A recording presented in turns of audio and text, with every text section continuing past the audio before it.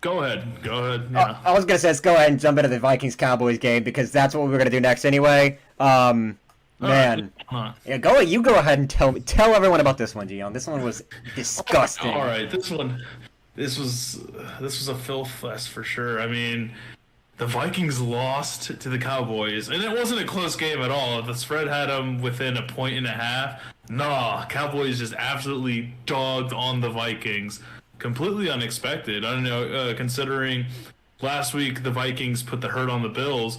Bills have arguably one of the best defenses in the league, and then now you see the Vikings just crumble underneath the Cowboys. Micah Parsons was an absolute dog. I think he got hurt later in the game, but regardless, Micah Parsons was just all hands on deck, all gears to full.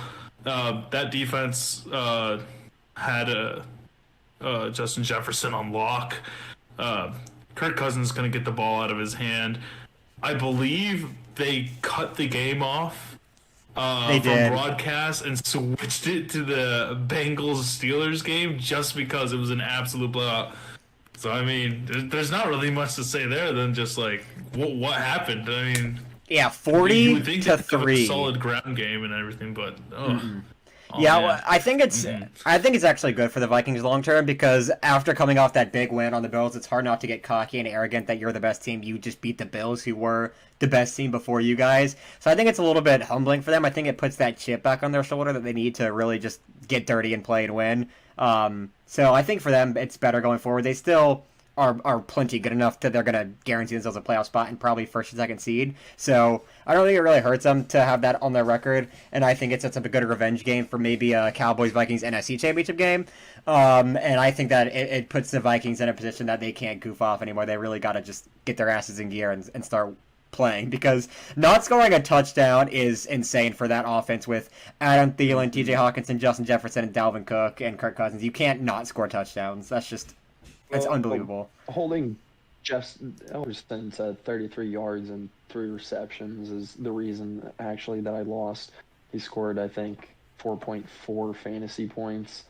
So yeah, I can blame my fantasy loss on Justin Jefferson. But yeah, I think the Cowboys really in this game showed that they were legitimate, and I think that Dak Prescott, kind of took control after there were some questions kind of surrounding, is he the quarterback? Like, they did well with Cooper Rush. Like, why do we need Dak? And of course, we know that Jerry Jones loves Dak.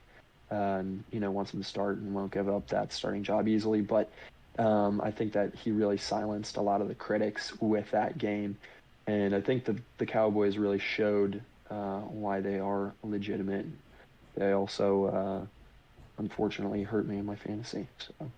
Yep. Yeah, for sure. I think the Cowboys are serious. I didn't really take them seriously until now because every year the Cowboys do good, not great, and are a first round playoff out, just like last year. And every year for the last 50,000 million, billion, trillion years, the Cowboys suck. But I will give them some credit this year. They're doing well. They won games with the backup quarterback. That defense is unfreaking believable with Dan Quinn, Micah Parsons, Trevon Diggs. They got a lot of studs out there. So I mean, I think that they're one of those teams that has a good enough defense to win. But then they also got people like Dak Prescott. They got CeeDee Lamb. They got Ezekiel Elliott. They got Tony Pollard, who everyone knew Tony Pollard was the best backup in the NFL when it comes to running back, but he is a freaking monster, dude. How many touchdowns did he have? Didn't he have like 3 touchdowns, like 2 receiving touchdowns and a rushing touchdown or something like that? Yeah, Tony Pollard had the hat trick, man, and he won me my week. So for those of you who don't know, I started off my fantasy league 0-5, 0-6. Tony Pollard has just helped me make that turnaround. The Cowboys offense overall has helped me make this turnaround. Yeah, no, they're legit. They're legit. Tony Pollard, I think He did moving not. forward He might did be not the guy. score at all. Actually, he had 109 receiving yards and 80 rushing yards. Yeah, he which had is touchdowns, why. dude. He had a receiving touchdown. He Yeah. had 2 of them. Oh, did he? Yeah, maybe he got 0 rushing touchdowns, but I know he had 2 receiving Yeah. touchdowns. No, he did have 2 receiving touchdowns. That's my bad. I'm sorry. Oh, you're good.